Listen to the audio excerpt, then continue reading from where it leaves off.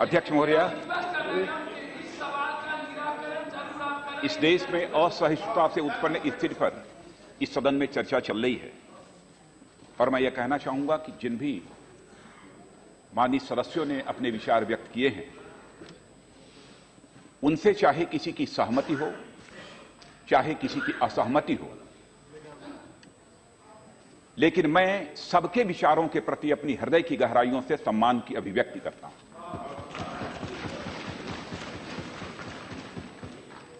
जिन हमारे सम्मानित सदस्यों ने अपने विचार व्यक्त किए हैं, वैसे तो चर्चा की शुरुआत हमारे सम्मानित संसद सदस्य मोहम्मद सलीम साहब ने की है। श्री वेणुगोपाल जी ने उस चर्चा में हिस्सा लिया है, दिनेश त्रिवेदी जी, भरतहरि मेहताब, श्री जितेंद्र रेड्डी, श्री बारा प्रसाद जी राव, श्रीमती सुप्रिया सुले, श्री धर्मेंद्र यादव, श्री चंदू माजरा, श्री जयप्रकाश जी यादव, श्री धर्मवीर गांधी, श्रीमती किरण खेर, श्री शशि थरूर, श्री शौगत बोस,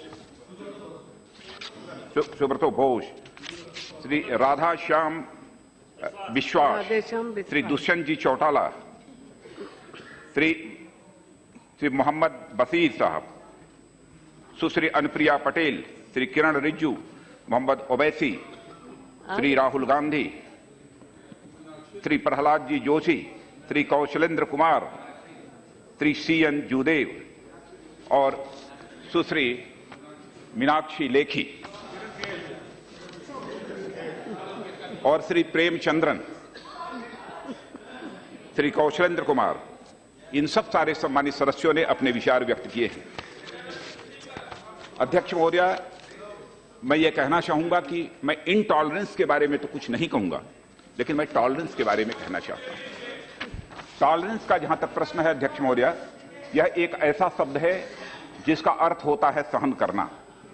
आप किसी चीज से सहमत हैं अथवा नहीं हैं, भले ही उसको ना चाहते हो, मगर मजबूरन आपको यदि उस चीज को सहन करना पड़ता है, बर्दाश्त करना पड़ता है, तो उसे हम टॉलरेंस कहते हैं, उसे सहिष्णुता कहते हैं। यानी देखा जाए तो इस सहिष्णुता शब्द में एक पृथकता का भाव है, इस सहिष्णुता शब्द में एक अलगाव का भाव है और थोड़ा सा कष्ट का भाव भी इसमें है, क्योंकि मजबूरी में आपको हमको बर्दाश्त करना पड़ रहा है, मजबूरी में आपको हमको सहन करना पड़ रहा है। क्योंकि हम जब किसी चीज को चाहते हैं और मजबूरी में चाहना पड़ता है तो निश्चित रूप से हमको कष्ट की अनुभूति होती है। अगर समाज में किसी को, किसी व्यक्ति को अथवा वर्ग को सहिष्णु होना पड़े तो इसका अर्थ होगा उस व्यक्ति या उस वर्ग को कुछ कष्ट सहकर एक पृथकता के भाव के साथ रहना पड़ेगा। आप स्वयं सोच सकते हैं कि यदि अलगाव और कष्ट का भाव यदि समाज में विद्यमान हो तो समरसता और सुख का भाव अध्यक्ष महोदया किसी भी सूरत में नहीं आ सकता है, नहीं आ सकता है, कदापि नहीं आ सकता है। हमारे यहां सहिष्णुता के भाव पर बहुत बल नहीं दिया गया है, बल्कि हमने जिसको स्वीकार किया है, उसे अंगीकार किया है, उसे अंग का अपने अंग का हमने हिस्सा माना है। भारत में रहने वाला ही जो व्यक्ति हो, चाहे किसी जाति का हो, किसी पंथ का हो, किसी मजहब का हो, उसे ही हमारे भारतीय संस्कृति के प्रणेताओं ने अपने परिवार का सदस्य नहीं माना है, बल्कि पूरे विश्व की धरा पर रहने वाले लोगों को अपने परिवार का सदस्य मानते हुए वसुधैव कुटुंबकम का संदेश यदि किसी दुनिया की धरती से गया है तो भारत की धरती से गया है।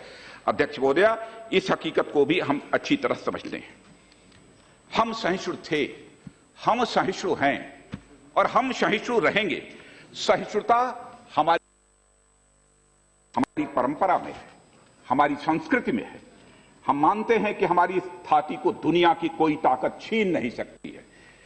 न इस वक्त देश में ऐसा कोई माहौल है। भारत में ज्ञान और उसके घनघोर विरोधी विचारों के सम्मान की गौरवशाली एक परंपरा रही है। यह प्रवाह निरंतर जारी है और यह प्रवाह निरंतर जारी रहेगा। इधर कुछ दिनों से समाज में अहिष्णुता के नाम पर कुछ बनावटी गोले दागे जा रहे हैं, क्षमा किया जाए, मैं बनावटी गोले दागे जा रहे हैं, कागजी गोले दागे जा रहे हैं। इस देश में अहिष्णुता, असहिष्णुता पैदा हो गई है।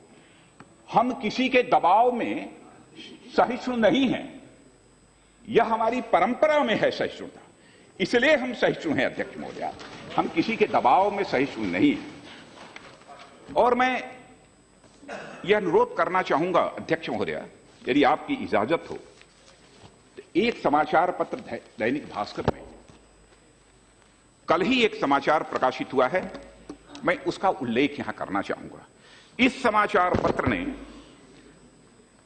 असहिष्णुता पर चल रही बहस के बीच एक कोशिश यह बताने की है कि भारत के बारे में विदेशी क्या सोचते हैं।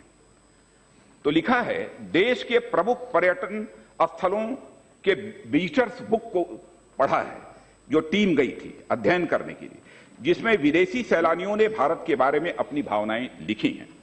सैलानियों की ये बातें 2 नवंबर से 20 नवंबर के बीच की हैं। करीब 6000 सैलानियों की भावनाओं को हमने इकट्ठा किया है। उनमें से यहां हम कुछ चुनिंदा विचारों को बता रहे हैं, यह समाचार पत्र ने लिखा है।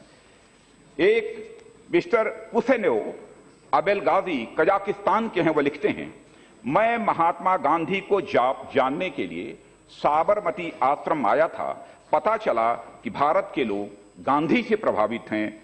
उनकी बातों में, व्यवहार में प्यार झलकता है, ऐसा कहीं और नहीं दिखता है। यह कहा है मिस्टर पुसेनो अबेलगाजी ने।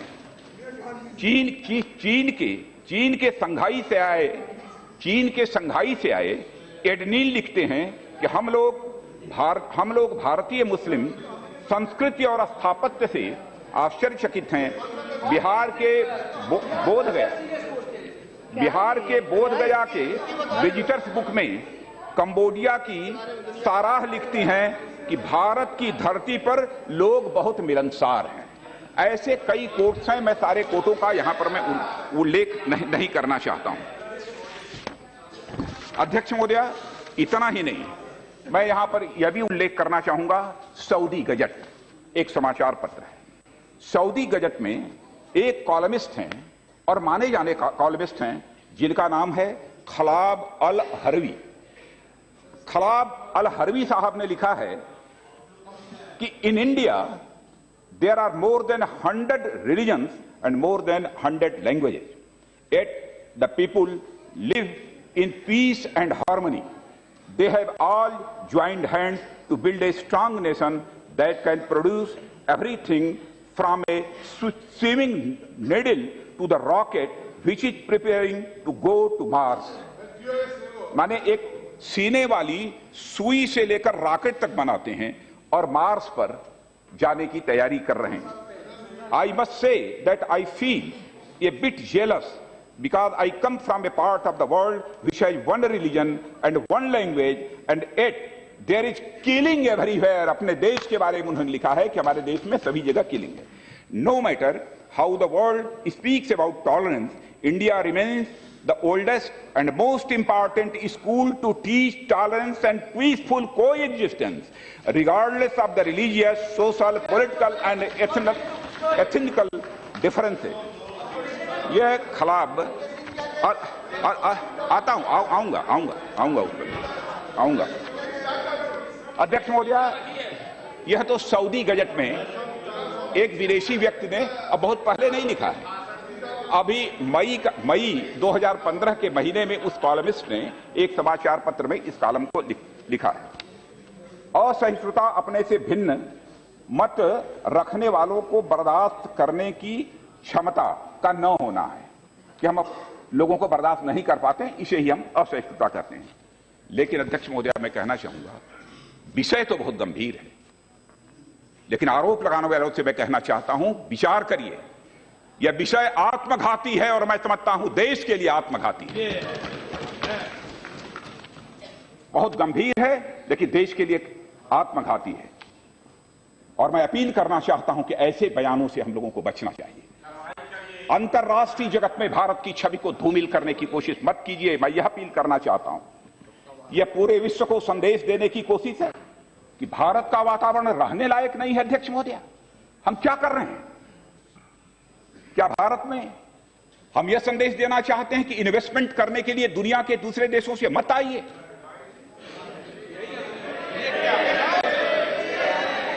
मैं कहना चाहता हूं, अपने दिल पर हाथ रखकर पूछिए, यह party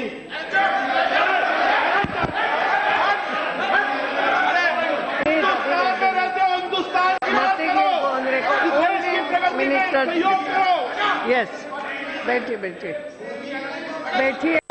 it is not necessary हर भाषण में टोका टोकी। अध्यक्ष महोदया, यह आरोप पार्टी या सरकार पर नहीं है, बल्कि मैं मानता हूं यह आरोप भारतीय समाज और इस भारत राष्ट्र के ऊपर है। भारतीय राजनीति में अस्पृश्यता और असहिष्णुता का शिकार कोई है, सबसे ज्यादा असहिष्णुता की शिकार यदि कोई राजनीतिक पार्टी रही है तो भारतीय जनता पार्टी उसकी शिकार रही है। सर्वाधिक शिकार हम उसके रहे और सबसे अधिक असहिष्णुता का शिकार यदि हिंदुस्तान की राजनीति में कोई हुआ है तो आज के हमारे प्रधानमंत्री श्री नरेंद्र मोदी सब सर्वाधिक असहिष्णुता के शिकार हुए। वार्ड वापसी का एक दौर चल रहा था। हमारे यहां जो सूचना है, लगभग 39 लोगों ने अपने पुरस्कार, अपने अवार्ड उन्होंने वापस किए। लेकिन अध्यक्ष महोदया, मैं आपकी संज्ञान में लाना चाहूंगा, जिन लोगों ने अवार्ड वापस किया है उनमें से कुछ लोग ऐसे हैं जिन्होंने कि लोकसभा इलेक्शन के पहले एक स्टेटमेंट जारी किया था और उसमें जारी करके कहा था, a person like Narendra Modi who is a permanent source of anxiety and insecurity for very large sections of our society cannot and should not be allowed to lead India। नाम नहीं लेना चाहता हूं इनको। यह साहित्यकार हैं, यह लेखक हैं।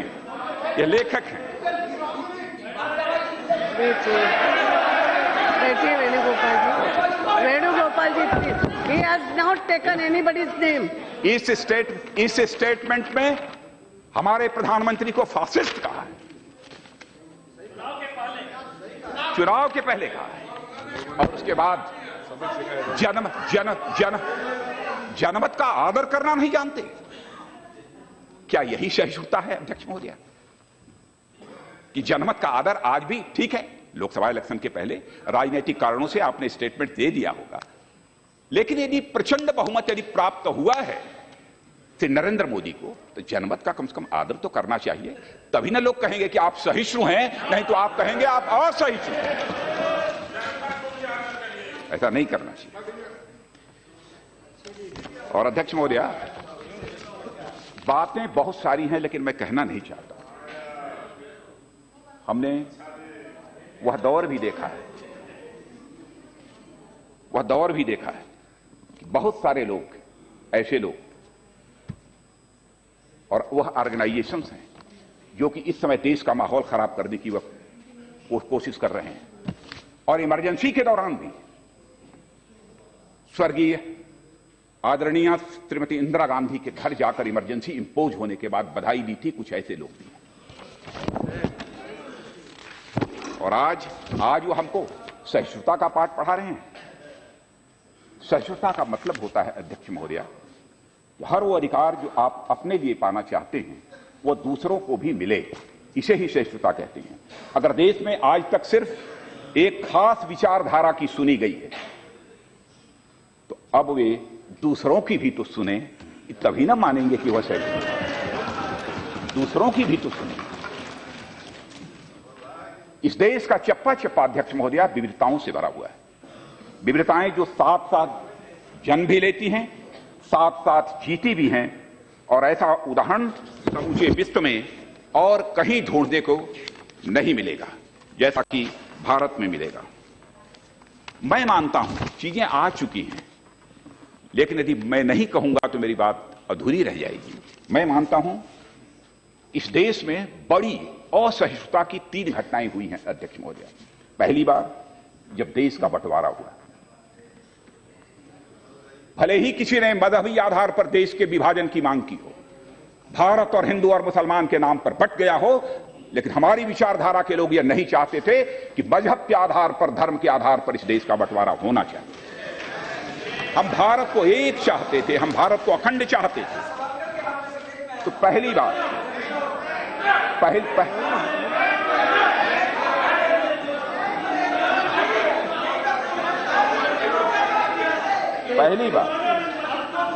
जब देश का बंटवारा हुआ तब असहिष्णुता देखने के लिए। प्लीज, क्या हो रहा है? प्लीज। दूसरी बात, बैठिए। जब विरोध की आवाज दबाने के लिए, रमेश जी बैठिए। दूसरी बार जब विरोध की आवाज दबाने के लिए इमरजेंसी इस देश में इंपोज कर दी गई, और तीसरी बार जब 84 के देशव्यापी दंगे हुए, और आप जानते हैं तीनों के वक्त देश में किसकी सरकार थी, कौन लोग इसके लिए। बैठिए, दिस इज नॉट, किसी पर कोई एलिगेशन नहीं है, बैठिए शांति से please. No, I am sorry. Yes please, nothing will go on it. Mohammed Salim ji, कल से आपको क्या हो गया है? प्लीज बैठिए ना, please have your seat. Yes, Nishikant ji बैठिए। मैं इतना ही कहना चाहूंगा अध्यक्ष महोदय कि दरअसल विचारधारा सबके भाषण में प्लीज, दोनों को बोल रही हूँ प्लीज। अब आप लोगों ने इतना पढ़ाया तो जरा गरीबी से सुन लीजिए। आप होम मिनिस्टर बैठ के आप जवाब देंगे क्या? बोलने नहीं देंगे क्या? अरे ज्ञान का क्या बात कर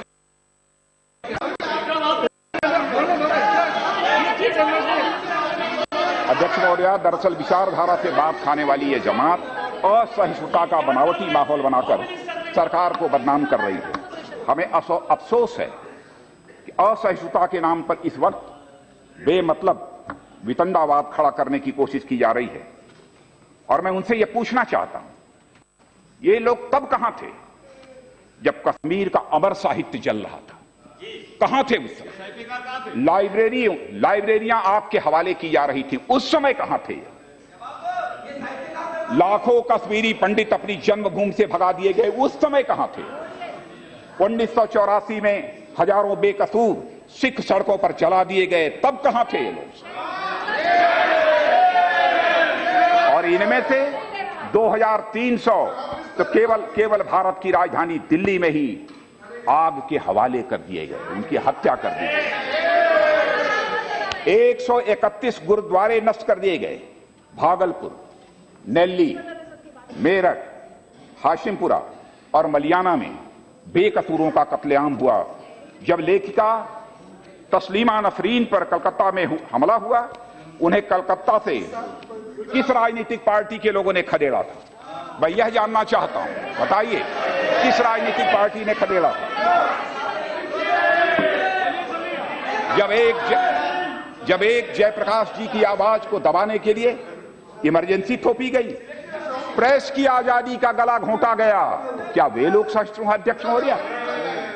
नागरिकों के मौलिक अधिकार कुचले गए, अभिव्यक्ति की आजादी पर डांका पड़ा है, भारत की साझी संस्कृति मर्मांतक घटनाएं हुई, तब ये जमात कहां थी?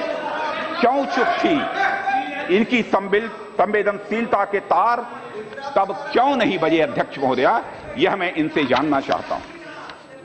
अध्यक्ष महोदय, क्या यह सच नहीं है? भारत सारे विश्व के सभी देशों को हम मिलाकर देखें, मैं नाज के साथ कह सकता हूं, सर्वाधिक सहिष्णुता विश्व में यदि कहीं पर है तो केवल भारत। अध्यक्ष महोदय, भारत में है। मैं उदाहरण देना चाहता हूं। प्लीज, क्या हो रहा है ये? कल से सबके भाषण हुए ना, प्लीज नो, रिप्लाई तो सुनना पड़ेगा। Please no, this is not a way, no, yes, nothing, yes, ये तरीका नहीं है, ये तरीका नहीं है। ये आप भी चुप रहिए, सब चुप रहिए, बहुत कुछ समझना है अभी। इस देश का गृह मंत्री होने के नाते मैं अपनी तरफ से, और केवल अपनी तरफ से नहीं है, मैं अपने प्रधानमंत्री जी की तरफ से हम इस देश को विश्वास दिलाना चाहते हैं कि यहां पर सामाजिक और यहां की धार्मिक समरसता को यदि कोई बिगाड़ने की कोशिश करेगा तो उसकी खैर नहीं है। मैं यह संदेश देना चाहता हूं।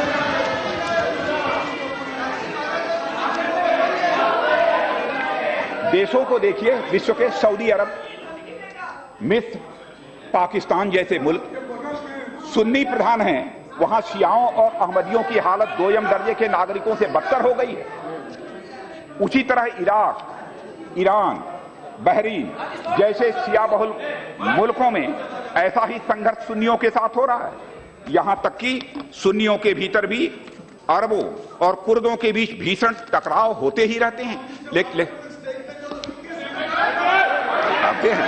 आप धैर्य रखिए, मैं बोलूंगा, धैर्य रखिए, मैं बोलूंगा। Karunakaran ji, this is not the way, please, no no no.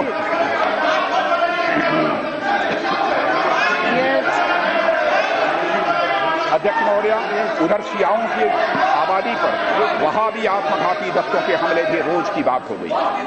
हालात इस सीमा तक पहुंच चुके हैं कि तमाम इस्लामी राष्ट्र एक ही मजहब के भीतर की अलग अलग पहचानों के नाम पर आपस में बुरी तरह टकराते रहते हैं, जिसकी परिणति भयंकर रक्तपात और नरसंहार में होती है। I know you are very clever, but इसके विपरीत this is not the way.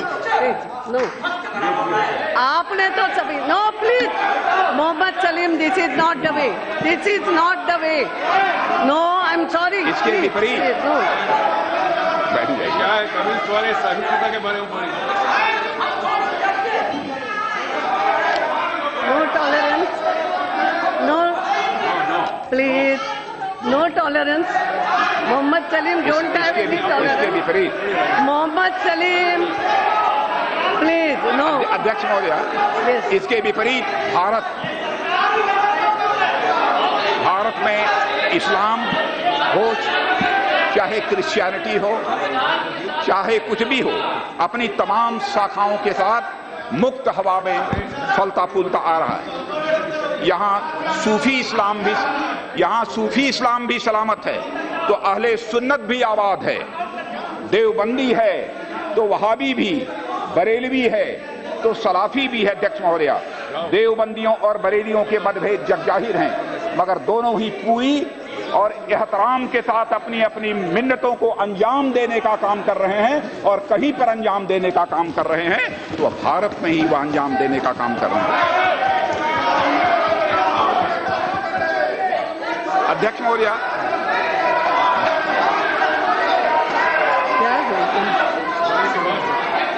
मैं बोल रहा हूं। No, I am not ready, I am sorry.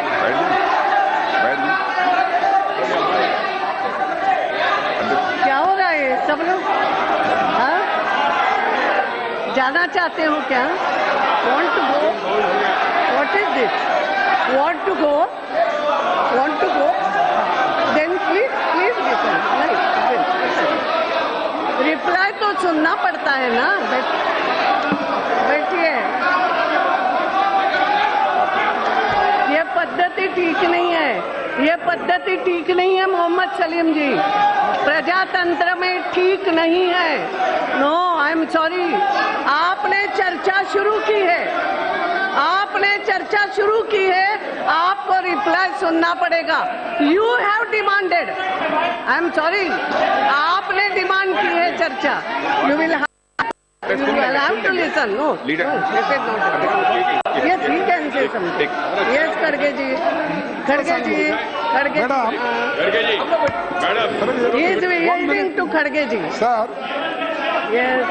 Madam, speaker ji, हम होम मिनिस्टर की आदर करते हैं, लेकिन जो सवाल इस सदन में हमने उठाए हैं, आज के दिन में 2015 में क्या घटनाएं हुई और आपके मंत्री लोग क्या कहे, आपके एमपीज क्या कहे और आपके जो पार्टी के नेता लोग क्या कहे, उसके बारे में हम पूछ रहे हैं। आप उसका जवाब दो।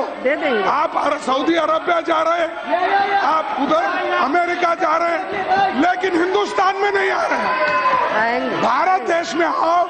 हमने जो सवाल उठाए, पूरे सदन के लोग जो सवाल उठाए, उस सवाल का जवाब होना चाहिए। उस सवाल का जवाब दीजिए, बजाय आप खड़गे जी दूसरा पेपर पढ़ के बताने में कुछ नहीं। बोलेंगे बैठिए, खड़गे जी अध्यक्ष बैठिए, बैठिए। अध्यक्ष महोदया, यस मैं नहीं, सभी सब दूर घूम के आए कांग्रेस में Venugopal ji, you should not say anything. मैं Mohammed ji, no please please have a patience, have a patience, have a patience please. मैंने रिकॉर्ड में नहीं जा रहा, माइक नहीं चल रहा। यस अध्यक्ष महोदया, मैं कांग्रेस संसदीय दल के नेता श्री मल्लिकार्जुन खड़गे जी से यह कहना चाहता हूं, सहनशीलता पे चर्चा हो रही है, सहनशील रहो, बैठिए। चर्चा के दौरान जो भी सवाल एक मिनट राजनाथ जी, 6 बज रही है। अगर सभा सहमत हो तो इस विषय पर माननीय मंत्री जी का रिप्लाई पूरा करने तक हम सदन को आगे बढ़ाते हैं। इफ यू ऑल एग्री, सभा की कार्रवाई बढ़ा दीजिए। अध्यक्ष क्या हो गया? तो उनका रिप्लाई कल करने दो। रिप्लाई नहीं कर पूरा करवा। अरे क्यों बहुत हो गया। आज पूरा know all of them they have said reply should be completed. बैठिए,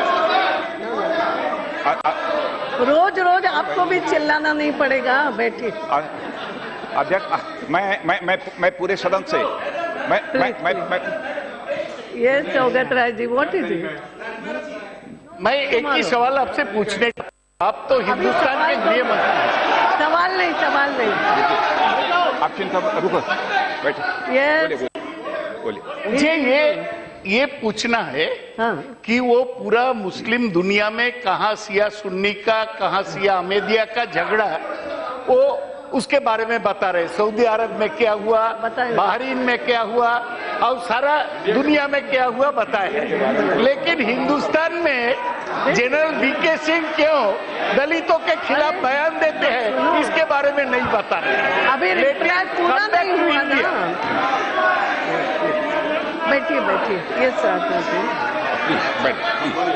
अध्यक्ष महोदया, मैंने अभी पूरा तो नहीं हुआ। एक मिनट, आप क्यों बोल रहे हैं? वो सक्षम है। अध्यक्ष महोदया, मैंने सबको सुन लिया। कांग्रेस ये लोकसभा दल के नेता खड़गे साहब को भी और सौगत राय साहब को भी, टीएमसी के, उन्हें भी सुन लिया। कृपया मेरी भी सुन लीजिए, कम से कम इतनी सहिष्णुता आप दिखाइए। और मैं ये यकीन दिलाना चाहता हूं कि जो प्रश्न आप लोगों ने पूछे हैं सभी प्रश्नों का मैं उत्तर दूंगा, सभी प्रश्नों का उत्तर, लेकिन धैर्य से मेरी बात को सुनिए। भारतीय संस्कृत के कैनवास के बारे में मैं कहना चाहता हूं अध्यक्ष महोदया, भारतीय संस्कृत का कैनवास बहुत ही बड़ा है। उसमें हर प्रकार के रंग हैं और हर प्रकार के जीवन भी हैं। यह देश सदियों से सहिष्णुता, सहयोग और अहिंसा के लिए जाना जाता रहा और आज भी जाना जाता है। मुट्ठी भर लोगों के बनावटी प्रचार से हमारी छवि पर कालिख नहीं पुतेगी। सम्मान लौटाने की बनावटी मुहिम यह बताती है कि देश में नफरत की राजनीति कौन कर रहा है, घृणा कौन फैला रहा है। अपार जन समर्थन से चुनी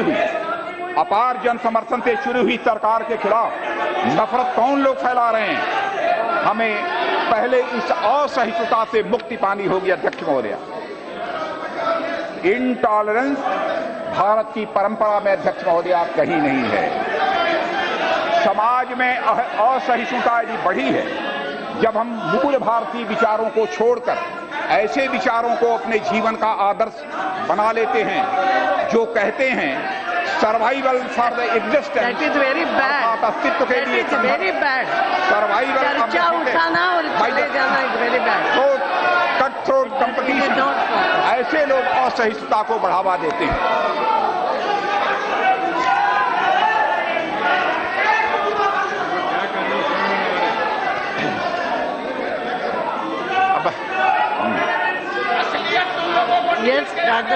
अध्यक्ष महोदया, मैं यह भी कहना चाहूंगा, कुछ लोगों को लगता है कि आज बोलने की कोई स्वतंत्रता नहीं है, बोलने की कोई आजादी नहीं है।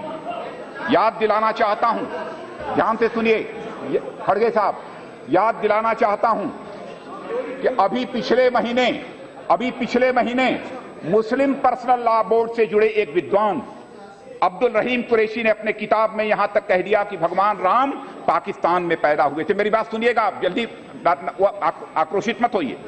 मुस्लिम पर्सनल लॉ बोर्ड से जुड़ा, मेरी बात पूरी सुन लीजिए, मुस्लिम पर्सनल लॉ बोर्ड से जुड़ा व्यक्ति भगवान राम के बारे में धार्मिक मान्यताओं पर आघात करने वाली टिप्पणी कर दे, उसके बाद भी कभी भारत में कोई प्रतिक्रिया नहीं होती है। यह है सहिष्णुता, यह है सहिष्णुता। किसी विद्वान को जो भी उचित लगा उसने बोल दिया, इससे मान्यताएं नहीं बदल जाती हैं। इसके बाद भी यदि किसी को लगे कि देश में सहिष्णुता नहीं है तो यह आश्चर्य नहीं है तो और क्या है अध्यक्ष महोदय। मैं इसे आश्चर्य और संदेह की बात इसलिए मैं कहता हूं क्योंकि सहिष्णुता को एक विशेष संदर्भ में देखने का सारा प्रकरण उत्तर प्रदेश के दादरी में जो एक घटना घटित हुई वहां से प्रारंभ हुआ और एक गृह मंत्री होने के नाते मैं इस सदन को बतलाना चाहता हूं। अब देखिए, अब आ गए जो प्रश्न आप लोगों ने खड़े किए थे जी, ये सही है। देखिए, जो विषय है उस विषय पे बोलिए। हमें बोलना पड़ेगा, हमें बोलना पड़ेगा तो जवाब नहीं होगा आपको।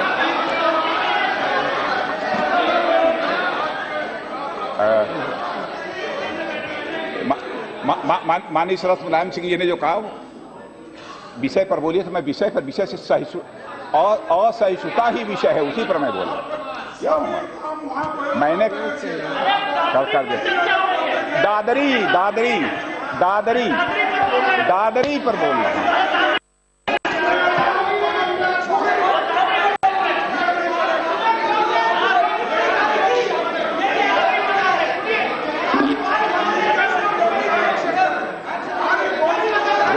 बोल रहे हैं, अरे बोल रहे हैं। खड़गे जी बैठिए। बोल रहा हूं।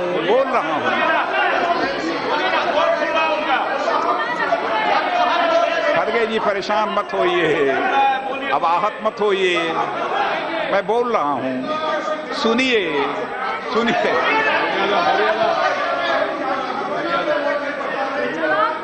Yes, you continue.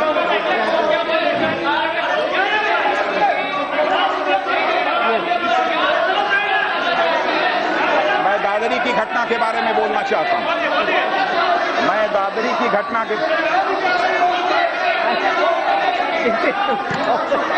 Not proper.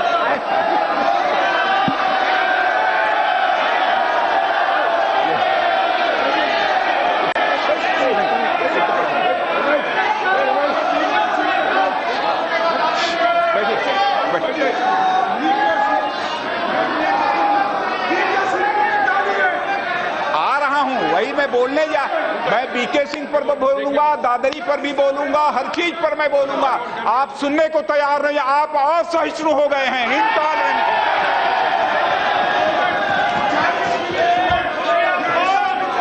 आप अरे खड़गे जी, आप तो बड़े सुलझे व्यक्ति, इतने इंटॉलरेंट कैसे हो गई आपकी पार्टी?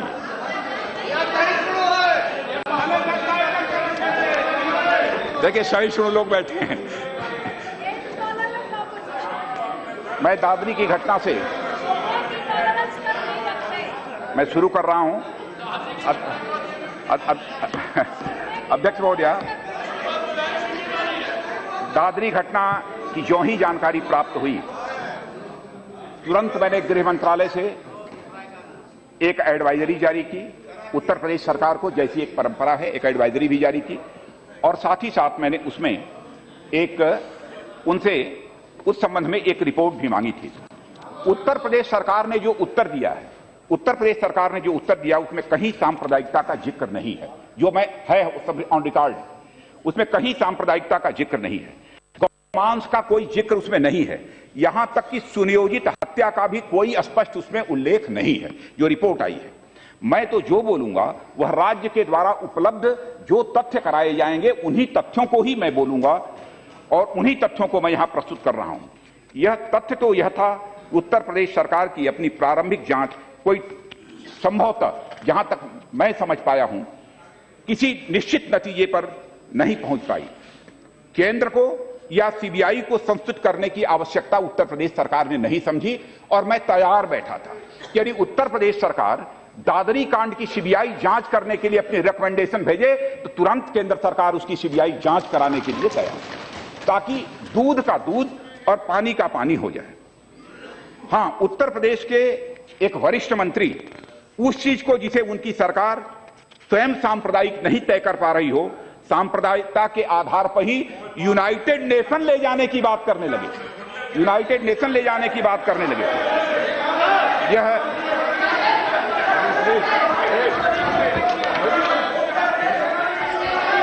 क्या हो रहा है?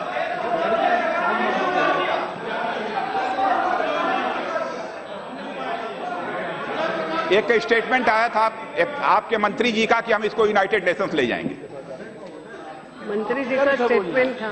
क्या क्या बयान कौन दिए? आपकी पार्टी के अध्यक्ष ने क्या बयान दिया है? आपके अध्यक्ष ने बयान क्या दिया है?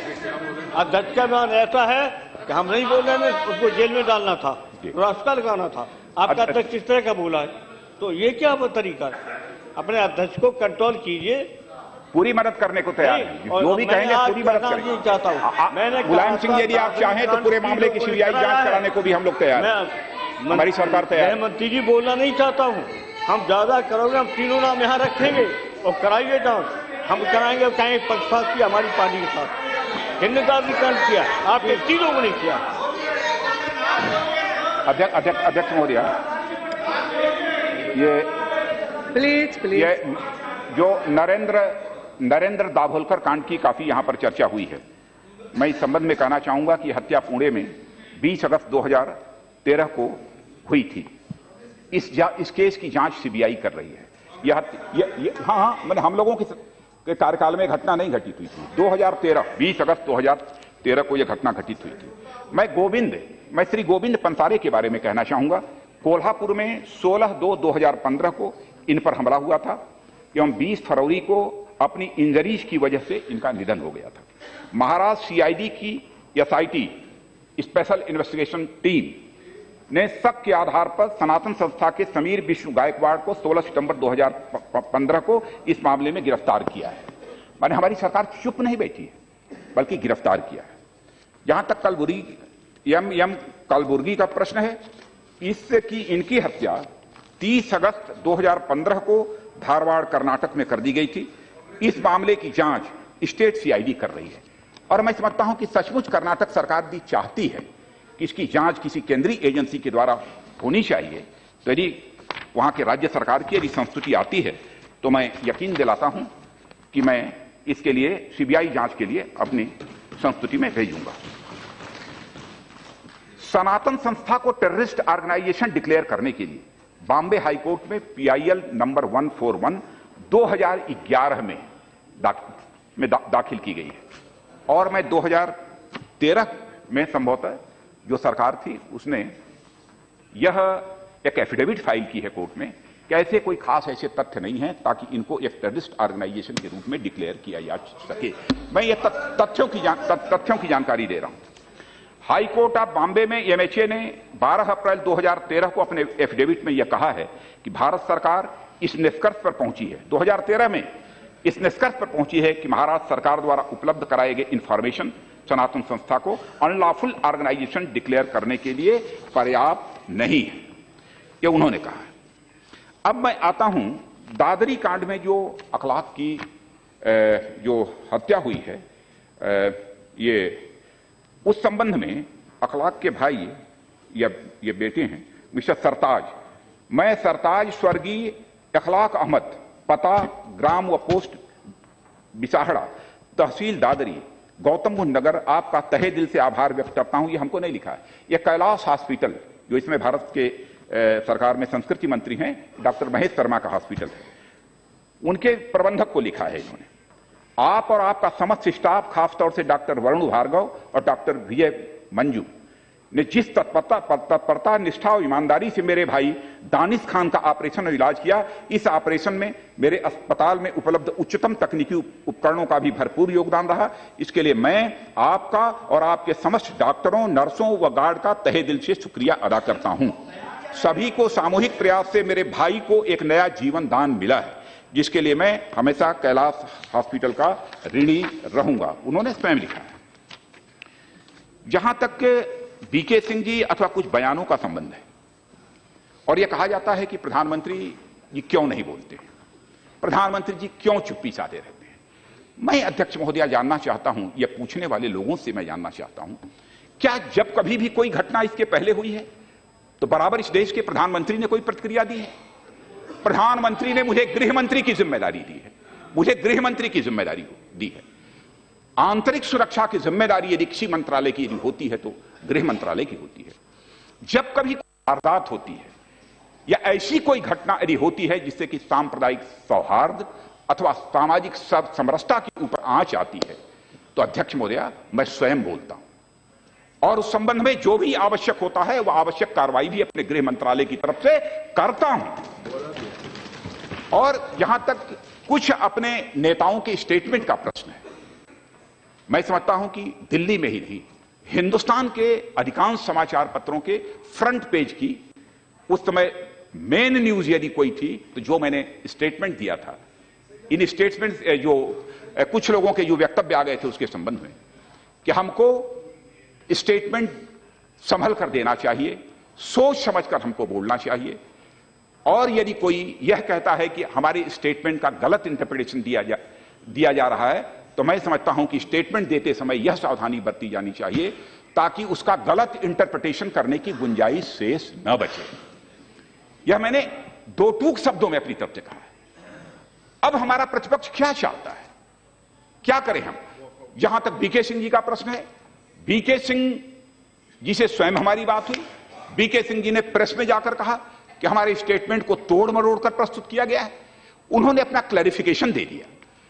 उसके बाद भी बार बार यह कहना उन्होंने ऐसे अपशब्दों का प्रयोग कर दिया, यह कर दिया, वो कर दिया, मैं समझता हूं यह न तो इस सरकार के साथ न्याय है अध्यक्ष महोदय और न तो यह देश के साथ यह न्याय है।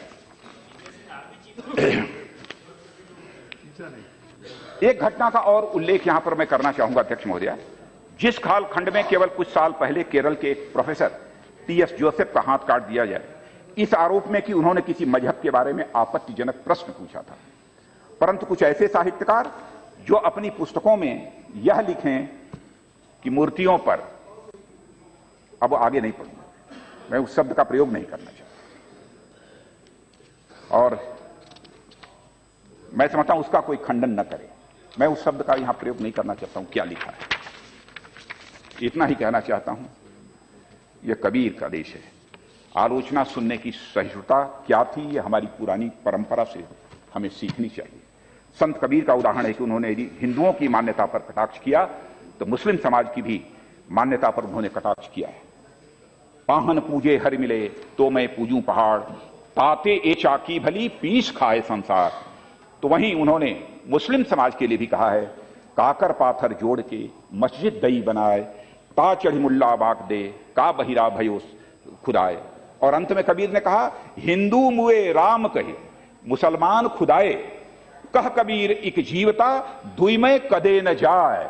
उस कबीर को हम अपना पूज्य मानते हैं, संत मानते हैं, हम असहिष्णु कैसे हो सकते हैं अध्यक्ष महोदय? और फिर भी हमारे टॉलरेंस पर, हमारी सहिष्णुता पर बराबर यह प्रश्न चिन्ह लगाने की कोशिश की जाती है। मैं एक और उदाहरण देना चाहता हूं सहिष्णुता का। 15 अगस्त 1947 को लाल किले पर शहनाई बजाने वाले उस्ताद बिस्मिल्लाह खां, यह बहुत चर्चित नाम है, का हुनर बनारस के मंदिरों में और धार्मिक स्थलों से प्रारंभ हुआ है, और अपने अंतिम समय में भी वो भारत सरकार के तमाम आग्रहों को ठुकराकर प्राण त्यागने की इच्छा जो व्यक्त की थी, उन्होंने कहा प्राण यदि मैं कहीं त्यागूंगा तो इस भारत की सांस्कृतिक नगरी वाराणसी में ही अपना प्राण त्यागूंगा, यह कहा है उस्ताद बिस्मिल्लाह खां ने। यह है भारत की परंपरा। और आज भी अनेक शास्त्रीय संगीत के उस्ताद आज भी यदि कोई संगीत प्रारंभ करते हैं तो सरस्वती वंदना से। मैं कहता हूं कि सहिष्णुता कितनी रची बसी है हम भारतवासियों के अंदर। एक पक्ष को निर्विरोध आलोचना करने की छूट और दूसरे पक्ष के लिए गतिरोध, यह कहां का इंसाफ है अध्यक्ष महोदय? यदि हम इस भाव से मुक्त होकर सभी पक्षों को आलोचना का समान अवसर दें और विरोध के हर स्वर को स्वस्थ भाव से यदि हम स्वीकारें तभी हम सही मायनों में सहिष्णु कहे जाएंगे। जैसे हमारे प्रतिपक्ष की चेयर पर जो महानुभाव बैठे थे लोग, उनकी बात बड़ी धैर्य से मैंने सुनी। इधर से भी यदि कहीं शोर शराबा हो रहा था तो हमने रोकने की कोशिश की, लेकिन वह केवल 15 मिनट मेरी बात को सुन नहीं सकते थे और उन्होंने सदन का बायकॉट किया है। देश फैसला करेगा कौन सहिष्णु है कौन असहिष्णु है अध्यक्ष महोदय, यह देश फैसला करेगा। आज देश ने देखा। और अब असहिष्णुता के दूसरे पक्ष की ओर भी मैं ध्यान आकर्षित करना चाहूंगा अध्यक्ष महोदय। केंद्र में मोदी जी की सरकार आने के बाद यह आरोप लगाया जा रहा है कि असहिष्णुता बढ़ी। हां, मैं मानता हूं हमारी सरकार में असहिष्णुता बढ़ी है। मैं मानता हूं हमारी सरकार में असहिष्णुता बढ़ी है। अब हम भ्रष्टाचार पर सहिष्णु नहीं हैं, आतंकवाद पर अध्यक्ष महोदय हम सहिष्णु नहीं हैं, गरीबी पर और गरीबों पर अत्याचार पर हम सहिष्णु नहीं हैं अध्यक्ष महोदय। और हम अपनी गंदगी के लिए भी सहिष्णु नहीं हैं। अब हम बेटियों के साथ दोहरे व्यवहार के प्रति बिल्कुल असहिष्णु हैं। हमारी जनधन योजना, बेटी बचाओ बेटी पढ़ाओ, स्वच्छ भारत अभियान आदि इन्हीं दुर्गुणों के प्रति हमारी असहिष्णुता का, उन्हीं के प्रति हमारी असहिष्णुता का प्रमाण है। इसलिए अध्यक्ष इतना मैं कहना चाहता हूं कि जहां तक हमारी सरकार का प्रश्न है, हम अपनी सरकार की तरफ से मैं आश्वस्त करना चाहता हूं सभी राजनीतिक दलों को भी, सभी कलाकारों को भी, सभी बुद्धिजीवियों को भी कि हम किसी भी सूरत में यहां पर असहिष्णुता पैदा नहीं होने देंगे। उसे रोकने के लिए जो भी यत्न होगा हम यत्न करेंगे, लेकिन यह काम अकेले नहीं हो सकता है।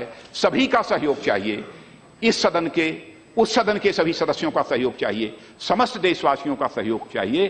तभी जाकर हम इस देश में सहिष्णुता पैदा कर सकते हैं, हम तभी जाकर हम इस देश में समरसता का भाव पैदा कर सकते हैं। अध्यक्ष महोदय, इन्हीं शब्दों के साथ मैं अंतिम अपील करके अपनी बात अपनी समाप्त में करूंगा। मैं इस देश के साहित्यकार, कलाकार, शिक्षक, व्यंग्यकार, शिल्पकार, चित्रकार, वैज्ञानिक जितने हैं, मैं उनसे अपील करना चाहता हूं। जब भी देश के ऊपर संकट के बादल छाए हैं, जब भी देश में विपरीत परिस्थितियां पैदा हुई हैं, तो इन्हीं लोगों ने देश का मार्गदर्शन किया है। उन्हें यदि लगता है कि देश में ऐसी परिस्थितियां पैदा हो रही हैं, तो मैं उनका आह्वान करता हूं। पहले भी मैंने उनसे अपील की थी कि यदि आपको कोई आपत्ति है कि लगता है आपको कि असहिष्णुता बढ़ रही है, आइए हम मिल बैठकर बात करेंगे, आइए हमारा मार्गदर्शन करिए। यदि हमसे कहीं पर कोई गलती हो रही होगी तो हम सुधार करने के लिए तैयार हैं। तो मैं उनसे यह कहना चाहूंगा, और हम अपील पहले भी मैंने किया है कि जो भी उन्होंने अपने अवार्ड, अपने पुरस्कार वापस किए हैं उन्होंने, वह कृपया वह पुरस्कार और अवार्ड वापस ले लें। यही भारत के प्रति एक बहुत बड़े सम्मान की अभिव्यक्ति होगी। और उनसे मैं यह भी अपील करना चाहूंगा, आइए आप आमंत्रित कीजिए, मैं स्वयं आकर आपके साथ बैठने को तैयार हूं और देश में एक सहिष्णुता का माहौल पैदा करने के लिए जो भी करना होगा हमारी सरकार करेगी। अध्यक्ष महोदय, इन्हीं शब्दों के साथ जिन भी सदस्यों ने इस चर्चा में अपने विचार व्यक्त किए हैं, पुनः उनके विचार के प्रति और उनके प्रति भी सम्मान की अभिव्यक्त करते हुए, और आपने पर्याप्त समय दिया है इसलिए आपके प्रति भी धन्यवाद व्यक्त करते हुए अपना निवेदन समाप्त करते हैं।